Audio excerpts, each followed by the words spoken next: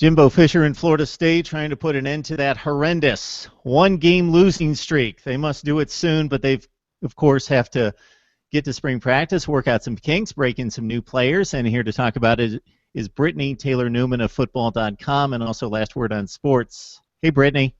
Hi, how you doing? I'm doing well. All right. This guy Jameis had decided to move on and make some money this fall, so he's not going to be around. They also have some issues, the Seminoles possibly along the offensive line. Cam Erving, Trey Jackson, two of the best in the nation. They've moved on. So maybe let's start there with the offensive front because those guys don't get a whole lot of attention, but they kind of get the whole thing going.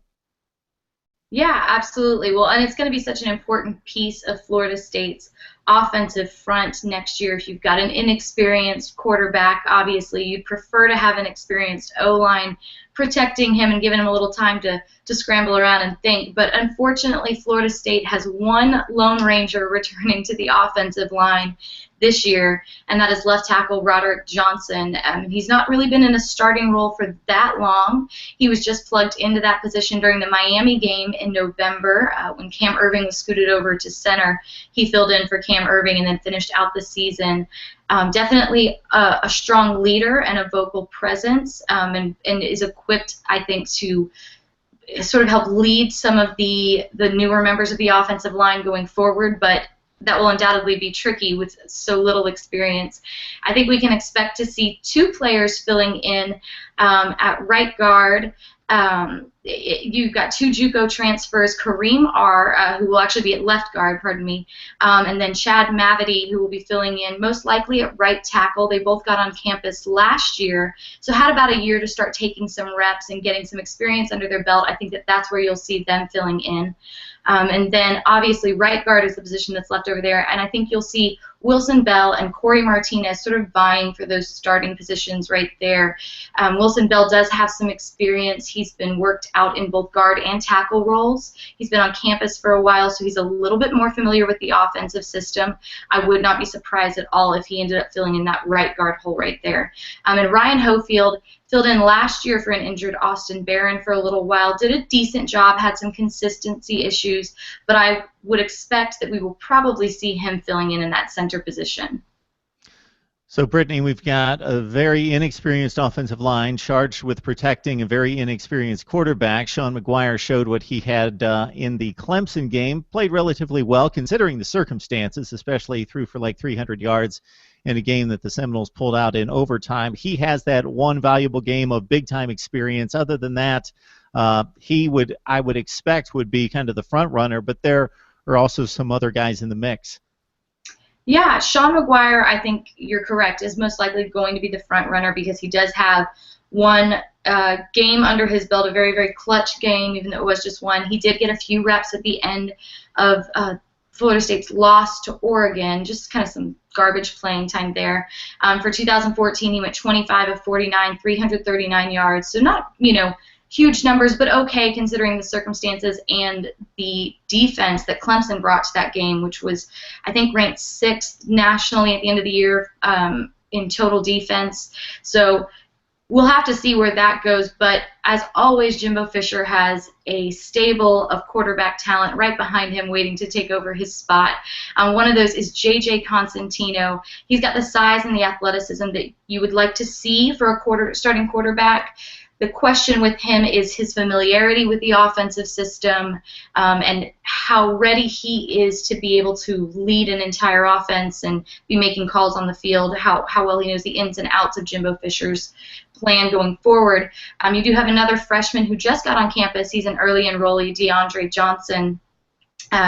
Very talented kid. I don't think that he'll be in a position to be competing for a starting quarterback role just yet. And then, of course, this summer, DeAndre Francois, the other DeAndre, will be arriving on campus. Same thing, very, very talented quarterback recruit. I don't think that either of them will be in a position to be competing just yet. And John Franklin III has been on campus for a while. Last year, Jimbo Fisher was actually taking reps with him at wide receiver. So my impression at this point, I'm sure he will get the chance to compete in spring camp. But I think that if Jimbo Fisher was very, very confident in his ability to lead the team as a quarterback. He probably would not have even started working him out at wide receiver. That remains to be seen. But yeah, 5 big names to watch moving forward. Obviously, Sean Maguire is the guy to beat. Jimbo Fisher said that he showed up for fourth quarter drills a few weeks ago with the presence and the command and an "it's my time" mentality. So we'll have to see if anybody's able to take that spot from Sean Maguire at this point. Wow, that's a lot of quarterbacks to keep track of. 5 of them. You mentioned Franklin. He might be the odd man out. I understand he's a track standout as well. So running back, wide receiver, some special teams play might be in order for him. Let's take it to wide receiver. Rashad Green, one of the most prolific pass catchers in the history of the program. Nick O'Leary at tight end. Both of those guys, we will see them at the NFL draft most prominently. Size things up at wide receiver, Brittnee. Well, right now, the standout at wide receiver, and obviously it's very, very hard to replace Rashad Green, but Travis Lane is kind of the strongest of the wide receiver core at this point. Most game experience. He's got 555 yards, receiving yards total so far. So I think we can absolutely say with certainty we'll see him on the field. Right behind him, I think we'll probably be seeing a lot of Ermon Lane, a very talented kid as well, some consistency issues. There's a junior that has been on campus for a while, Jesus Bobo Wilson. He goes by Bobo. He had a really strong start to 2014 from the second game through about the beginning of November, and then all of a sudden just completely dropped off the radar. So if he's able to fix some of the issues, he had a hard time holding on to the ball while he was on the field. If he's able to fix some of those issues, I think he could be a contender. I think it's going to come down to how much work he's done during the offseason up to this point and how much more work he's willing to put in to fix those issues moving forward. And I think the player to watch here is Javon Harrison. We've not really seen much from him, but Fisher talks very, very highly about him during press conferences, says that he thinks he's going to develop into a heck of a ball player. So I would keep my eye on him come spring season. I'm going to try to remember all these names, Brittnee. I will not forget Bobo, though. I will definitely remember that name. Okay, so questions at quarterback, wide receiver, offensive line. Not so much at running back. Florida State typically has one really talented, or maybe more like 4 or 5 really talented guys at running back.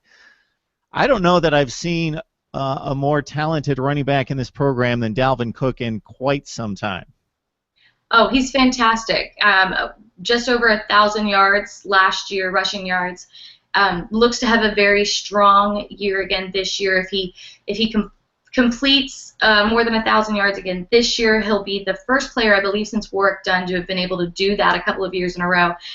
So we expect to see a lot from him. I think the question there is who will be backing up Dalvin Cook at this point, and there's several talented running backs to choose from, as you said, so we'll have to wait and kind of see who steps up to the plate behind him.